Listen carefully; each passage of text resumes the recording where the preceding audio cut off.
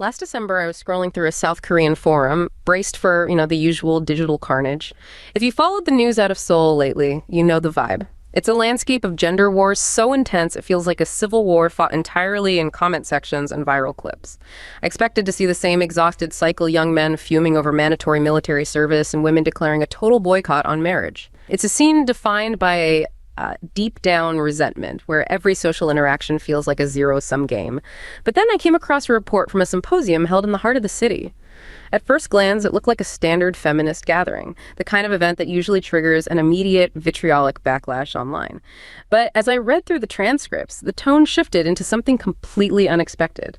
A speaker stood up, and instead of leaning into the us versus them identity rhetoric, she started talking about delivery drivers. She spoke about the precarious lives of young men on scooters and the burnout of female office workers not as enemies, but as victims of the exact same machine. It was a jarring pivot. For years, the narrative has been that these two groups are mortal enemies, fighting for scraps in a hyper-competitive involution. But in that room, the gender war was being treated like a fever that was finally breaking. There was this emerging, almost desperate realization that the identity politics they had imported were actually a dead end, a smokescreen that allowed the chaebols, the giant conglomerates, to fragment the working class while the society's birth rate collapsed to zero. Seeing that shift from fiery gender strife to a sudden, quiet plea for class solidarity felt like watching a pressure cooker finally hiss. It leaves you with a haunting question. Has South Korea reached the absolute limit of social atomization? And is this a sudden turn toward class, a genuine path to starvation, or just the final exhausted gasp of a society trying to stop its own hemorrhage? That image you paint, the fever breaking, the pressure cooker hissing, that is the perfect metaphor for what we're seeing in South Korea right now. For a society that has spent the better part of a decade engulfed in this highly visible, highly destructive internal conflict, the pivot you describe is, it's profound. It's a powerful shift from the exhausting singular focus on gender conflict to a structural class analysis. And it's being embraced as a crucial means of, collective survival and restoring social cohesion. Our mission in this deep dive is to uncover the extreme pressures, both economic and historical, that force this ideological pivot, and to analyze whether this newly proposed class-centric order has any real chance of succeeding against the overwhelming entrenched power of the corporate giants. We're looking at a national attempt at self-redemption, a desperate societal turn away from fighting each other and toward fighting the machine itself. Okay, let's unpack this, because the foundation of this entire situation is an economic and social crisis so intense it defines every aspect of life for young South Koreans. Right. We're talking about a society that's been atomized by extreme competitive pressure and an almost dizzying hyper-individualism. You have this pervasive sense of hopelessness that is fueling resentment, and that resentment needs somewhere to go, often resulting in what the sources call involution. That's a critical concept to need to define up front. Involution, which is sometimes translated as hyper-competition, it isn't just a tough job market. It's a state of competitive complexity without any real growth. So everyone is working harder and harder. Exactly. Everyone is striving for the same limited spots, but the economy as a whole is stagnating or even shrinking for the average worker. It leads to this self-defeating circular struggle where success for one person often feels like a direct loss for another. And that environment creates exactly the pervasive hopelessness you mentioned, and it makes people desperate to find a cause for their failure. And the starting point for understanding why this younger generation has internalized that hopelessness is what became a defining viral social concept around 2015. It's known as the spoon class theory, gwageo. A concept that just directly attacked the national myth of meritocracy. It did. While we know the analogy in the West is born with a silver spoon, the Korean concept transforms that into a rigid, almost scientific classification system. It's designed to measure the extent of inherited privilege. So it's an explicit framework. Yes. Used to categorize society based purely on the assets, real estate holdings, and income level of one's parents. It effectively erases the individual's effort from the equation. And it creates a hierarchy far beyond just gold or silver. Precisely. The hierarchy ranges from dirt spoons, this is Jero, so those from low-income backgrounds with effectively no parental assets up through bronze, silver, gold, and even platinum spoons. Wow. The devastating core idea is that the starting line determines the finish line. When a society widely embraces this concept, it signals a complete structural breakdown in the promise that effort, education, or hard work will lead to mobility. The realization is just, my success depends entirely on the financial inheritance provided by my parents. That is the moment this social contract just rips apart. And the data they are looking at backs up their cynicism. I mean, we are not just talking about a mild wealth gap here. We are talking about extreme financial concentration. Absolutely. The data illustrates the scale of the financial divide they live with. In 2016, for example, the top 10% of earners claimed an astonishing 45% of the total national income. 45%. This concentration is staggering for a modern industrialized nation, signifying that nearly half of the economic productivity flows to a tiny fraction of the population. And what makes this inequality so toxic, so palpable, is how it interacts with the housing market. Runaway real estate speculation and the ensuing housing crisis act as the ultimate amplifier. It takes that abstract income gap and turns it into a concrete, existential fear about having a stable place to live. And the structure of rent laws compounds this misery, and we need to understand this mechanism deeply. In South Korea, many workers face the jeonse system. Instead of paying a monthly rent, the tenant provides a massive multi-year lump sum payment, sometimes covering 70% of the property value to the landlord. Which the landlord then typically deposits to accrue interest or invests. Right. But the average worker doesn't have hundreds of thousands of dollars lying around for a 2-year jeans contract. Exactly.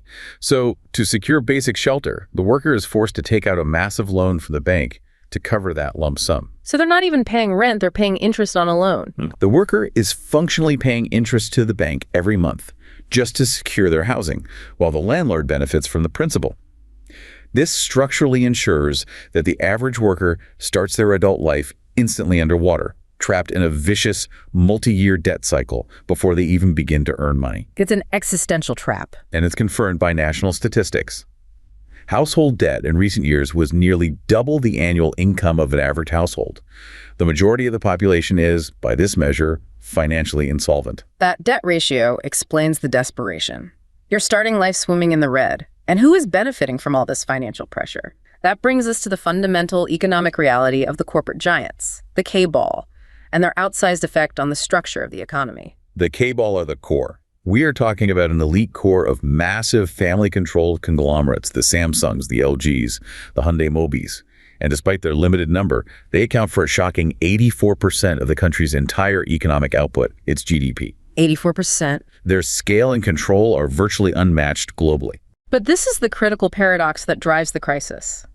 They dominate the economy, they absorb the lion's share of the profit, but they don't provide the jobs necessary to support the population. Why the massive disconnect? It's a structural mechanism designed to maximize profit and minimize domestic dependency. Those 64 massive entities provide only about 10% of the country's jobs. Only 10%. This low number is due to intense automation, heavy reliance on specialized, export-driven production, and crucially, a deliberate strategy of using a highly fragmented, subcontracted supply chain. So they keep their core workforce small and highly compensated. But push the vast majority of the job market, the remaining 90% of the population, into secondary industries. So the average person works for a small or medium-sized company, which itself is completely dependent on a contract from a chaebol. Precisely. These smaller firms are heavily dependent on or subcontracted by the monopolies. This makes the vast majority of the working population acutely vulnerable to the whims of global capitalism, subject to flexible labor measures, and completely dependent on the monopolies that control the country's economic life. And this structural reality, this environment of hyper-competition and overwhelming corporate power, is the crucible that forced the internal conflict to boil over. Here's where it gets really interesting, because we move from this overwhelming economic structure to how that structure deflected blame and pressure.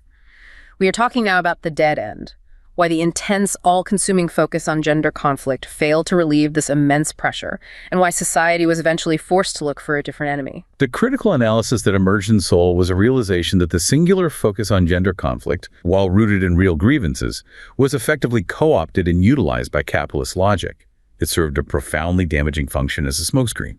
A smokescreen that diverted public attention and, more importantly, public anger away from the structural roots of the problem. It allowed the chaebol power structure to operate in the shadows. Yes. Instead of uniting against the economic system that was making all of their lives precarious and fueling involution, the rhetoric of identity fragmented the working class. It strategically pitted potential allies, the male delivery drivers and the female office workers, against each other over the scraps of a shrinking economic pie. The conflict was not structural. It was intragroup, a horizontal struggle that was easily managed by the corporate power structure above them. And the speed of the backlash against this fragmented identity politics was astonishing. It was a rapid societal rejection of an ideology that was not offering solutions, only escalating the internal struggle. I mean, look at the timeline. In 2018, there was very high support for the #MeToo movement in South Korea. 77% of men under 30 supported it, showing an initial willingness to address systemic gender issues. But look at the collapse in sentiment in just 3 years. By 2021, support among that exact same young male demographic had collapsed to around 29%. That's a huge drop. This rapid, intense anti-feminist sentiment became so potent that it didn't just fuel online conflict, it directly influenced national politics. It became a political wedge, leading to the successful presidential campaign of a candidate who explicitly promised to abolish the Ministry of Gender Equality, using the gender conflict as a primary tool to mobilize support. And this collapse in trust and consensus came with a tremendous human cost, illustrating the immediate consequences of this fragmentation. We have clear evidence of the professional retribution this atmosphere enabled. Since 2016, the atmosphere became so toxic that at least 43 workers were documented as being mistreated at work simply for identifying as feminists or expressing opinions perceived as such. So it made certain opinions professionally toxic and dangerous. And the example that became globally famous was the voice actress fired in 2016. Yes, the voice actress who was fired, not for anything related to her performance or her contractual duties, but simply for posting a picture on social media wearing a shirt that read, "Girls do not need a prince." This single event illustrates how quickly and severely the pressure to conform to a hyper-competitive, anti-feminist status quo was enforced in professional life. It demonstrated that the private sphere was now policed by the competitive, zero-sum logic of the public sphere. From a sociological perspective, the consequences run even deeper than just lost jobs. The chaotic, often vitriolic nature of the online gender battles destroyed the bedrock of a high-trust society. When you're constantly fighting your neighbor, whether digitally or in the workplace, it fosters what the sources describe as a terror of the other. It creates a climate of paralyzing suspicion. This wasn't just a social argument. Many viewed this as a civilizational decline because it offered no viable path to stability, order, or collective action. So the identity politics, in this extreme and atomized context, essentially failed the survival test. It intensified isolation and conflict, without ever addressing the economic pathology at the root of the national exhaustion. So the failure of modern identity politics forces us to ask the big structural question. Where did this intense, all-consuming cultural value system, this disdain for manual labor, this hyper-competitive sickness, actually come from? It's not modern. The sources suggest we have to trace the structural origins all the way back to the Choson dynasty. That is the essential pivot. The structural analysis demands we understand that the roots of the current educational obsession and occupational consciousness are deeply embedded in the history of the Choson dynasty, which ruled the Korean peninsula for over 5 centuries. During that dynasty, the primary mechanism for status, power, and prestige was the rigorous national civil and military service examination system, known as the gwageo. So this exam system wasn't just a way to select bureaucrats, it was the entire cultural definition of success. It was the engine of the elite. Serving in office was the single most prestigious occupation, and it was a vital mechanism for protecting a family's interests, granting them tax exemptions, local influence, and protection. So passing these exams became the overwhelming goal of the most ambitious families. Right. In a society where virtually no other culturally sanctioned avenue to power and prestige existed, no respected merchant class, no valued artisan class, the exam system was of enormous, almost singular importance. And the prestige was concentrated at the very top. Absolutely. Those who passed the higher literary exams came to monopolize the dynasty's high positions of state. This instilled a cultural priority. Education was seen not merely as intellectual enrichment, but as the necessary instrumental means of social mobility and status selection. Which created a profound, centuries-long bias against physical work, technical skills, and commerce. That focus on administrative and academic purity sounds incredibly similar to the religious emphasis placed on college entrance ratios and elite university status today. It's the modern, mass-produced version of the gwageo. South Korea, after all, boasts one of the world's highest college and university entrance ratios. In 2010, about 80% of high school graduates attended, compared with about 52% in Japan. To understand the enduring impact of the gwageo, it is incredibly instructive to conduct a comparative analysis with its neighbor, Tokugawa Japan, which structurally lacked this centralized national examination system for establishing its elite. How did that fundamental difference in structure, the presence or absence of a powerful national exam, play out in the long run regarding their respective cultures of labor? In Tokugawa Japan, lacking the unified state-driven exam, there was a far more nourishing environment for technical skill.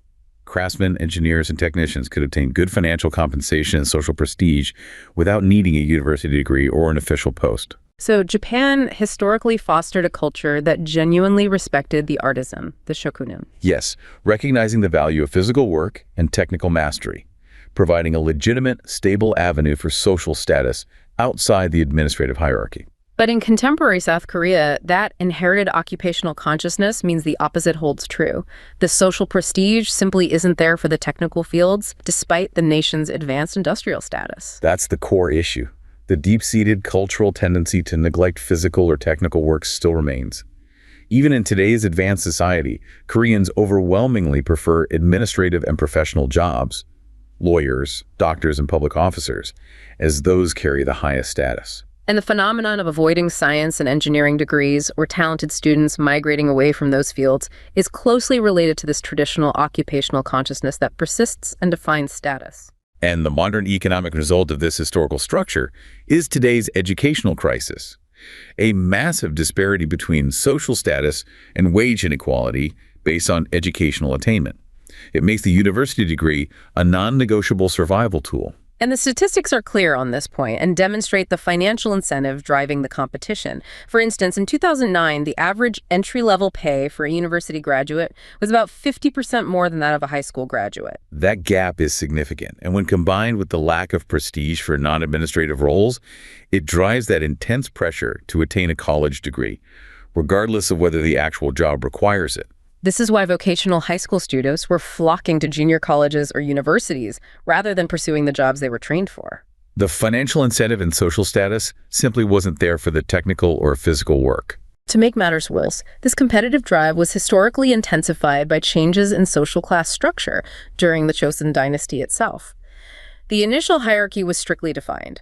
We had the yangban, the scholar official nobility, the yunin, the middle class of technical officials, the sangmin, commoners like farmers, and the chonmin, the lowest class. And the yangban maintained their status through Confucian study and passing those all-important exams. But this system, while initially strict, was violently disrupted. Right.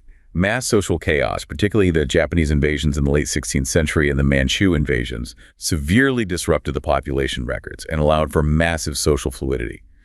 In a desperate bid to raise funds for war and recovery, the government began selling official status titles. So status became commodified?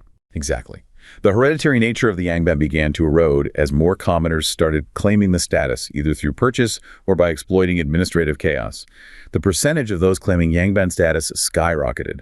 From merely 4% of the population in the early Choson period, it gradually increased to 9.2% by 1690, 37.5% by 1783, and had mushroomed to an incredible 70.3% by 1858. So by the late 19th century, nearly 3/4 of the population could claim an elite lineage or status title. But the actual number of high-status government posts and profitable positions, the real power, remained strictly limited by the capacity of the state.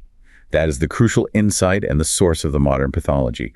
You have a huge proportion of the population claiming elite status, the right to white-collar administrative work, but competing for a minuscule number of top positions. It's the permanent structural engine of intense, pervasive, zero-sum competition that still plagues South Korea today. They are perpetually overqualified and underemployed, fighting for too few seats. That structural history gives us the why behind the desperation and the hyper-competition.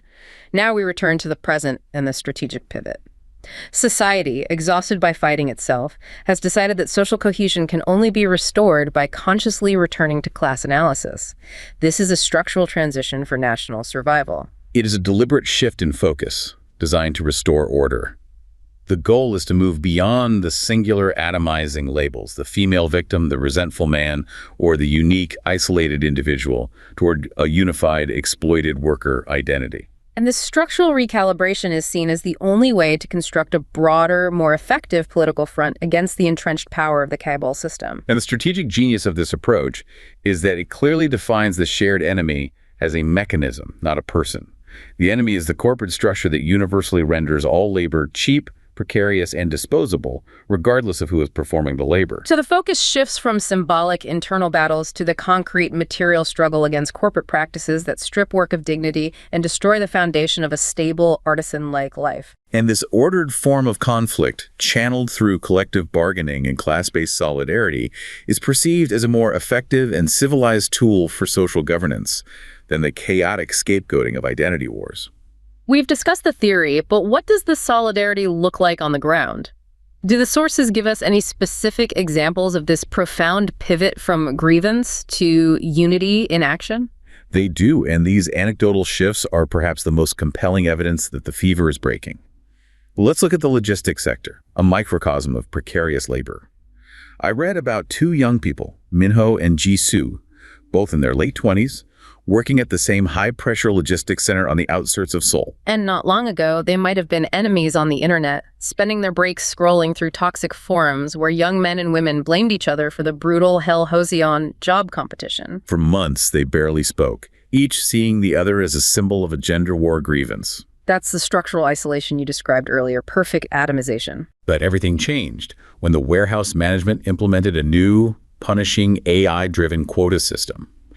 This algorithm, designed for maximum efficiency, ignored human physical limits, pushing both men and women toward injury and burnout. So standing on the same cold concrete floor, stacking the same boxes, they realized the algorithm didn't care about their gender. It only cared about their output and the chaebol's bottom line. So the shared physical reality stripped away the ideological conflict. That's right. They eventually shared a coffee by a vending machine and stopped talking about feminism or misandry. They started talking about the contract, the hours, and the impossible quotas. Imagine the shift in the room when Minho and Jisoo, former antagonists, decided to sign a collective petition together. It's as if the fog of identity politics cleared, revealing that they were both just tired workers being squeezed by the same machine. This really illustrates the strategic transition of South Korean social movements from that divisive gender-based identity politics toward a unified class-based narrative, all as a means to restore social cohesion. That story is powerful, a clear microcosm of the shift from an individualized grievance to a shared material reality. But what about the older, more established labor sectors, which are often heavily segmented? We see this structural evolution of solidarity even there. Consider the story of a veteran welder at a shipyard in Ulsan, a massive industrial hub. This man had spent 30 years under the shadow of a massive chaebol logo. For a decade, the company had successfully implemented a classic divide-and-conquer strategy, fragmenting the workforce. By using layers of subcontractors and hiring platform workers who didn't have the same benefits or rights as the permanent staff. Right, and the veteran admitted he used to look down on the younger contract kids, thinking they were lazy or just didn't work hard enough to achieve his status. That's the intentional fragmentation of the workforce by the corporate giants, creating internal hierarchies within the proletariat itself. But during a recent economic downturn, when the corporate giants tried to slash benefits and pensions across the board, not just for the contractors, but for the senior staff as well, the walls came down. I heard that instead of protecting his own seniority while sacrificing the younger workers, this veteran stood at the gates with a megaphone and called the younger subcontracted workers brothers. Brothers. That's a profoundly unifying term in Korean culture. It forced the fragmented workforce to speak with one voice. It wasn't about individual rights or personal branding. It was a raw, structural fight for the dignity of the working class against a corporate monopoly that saw all labor, whether senior or junior, as equally expendable. This incident highlights the structural evolution of South Korean labor solidarity, where rejecting those fragmented identity struggles allows for a collective front against chaebol corporate exploitation. They are reclaiming a sense of collective pride that was nearly erased by corporate atomization. This rejection of hyper-individualism in favor of the collective is a key indicator of what the society is craving. It highlights the underlying social exhaustion. That exhaustion is perfectly captured by the final anecdote about the Goshi-1 inhabitants, someone living in those tiny, coffin-like 3-square-meter rooms in Seoul. Often used by students or single, low-income workers. This is perhaps the most poignant expression of the failure of imported liberal individualism. I read about this person, a former tech freelancer, who talked about how he had chased the Western dream of total individual freedom, self-reliance, and digital nomadism, only to find himself completely isolated, physically unwell, and broke in that tiny, expensive room. He traded community for an exhausting performance of self-sufficiency. And eventually, he left that isolating life to join a neighborhood class union, a localized collective group focused entirely on mutual aid and collective bargaining for housing and food stability. This group doesn't care about your personal lifestyle choices, your gender, or your online politics. They focus on material survival. His quote really stuck with me. "I'm tired of being a unique individual. I just want to be a secure member of a class." That profound statement is the sound of social exhaustion. Imagine the relief of giving up the exhausting performative struggle of identity just to find peace in a structured social contract. It is a profound rejection of the atomizing culture of the last decade. It represents a comparative analysis of how South Korea seeks to overcome extreme social polarization by adopting a structured, class-centric order that mirrors the stability of the traditional East Asian social contract while consciously rejecting the chaos of Western-style, unbridled individualism. So if we follow this emerging path, it looks like a clear, logical, and desperate progression. Social atomization leads to hyper-competition and economic pressure, which results in gender-based scapegoating and a subsequent social trust collapse. This failure then forces a return-to-class analysis, which opens the path toward broad-based labor solidarity, leading to a challenge to corporate power and ultimately the potential restoration of social cohesion. That roadmap shows that the labor movement has inevitably become the primary political vanguard for this structural transformation. It is the organized force capable of delivering the collective action that the fragmented identity politics never could. So let's look at the final and most immediate battleground. The structural fight involving organized labor, the chaebol, and the state's fierce repression. How strong is the opposition they face? When we talk about South Korean labor, we are talking about a powerful historical force that is accustomed to political struggle. The labor movement there is relatively highly organized and politicized, and this strength didn't emerge in a vacuum. It developed in direct tandem with the democratic movement against military authoritarian rule, which spanned roughly from the 1960s to 1987. And that alliance labor, students, and churches is what significantly strengthened civil society's bargaining power against the government and big business. It differentiates it from many other emerging economies where labor was often co-opted or entirely crushed by early industrialization. And the formation of the Korean Confederation of Trade Unions, KCTU, in 1995 was a massive milestone.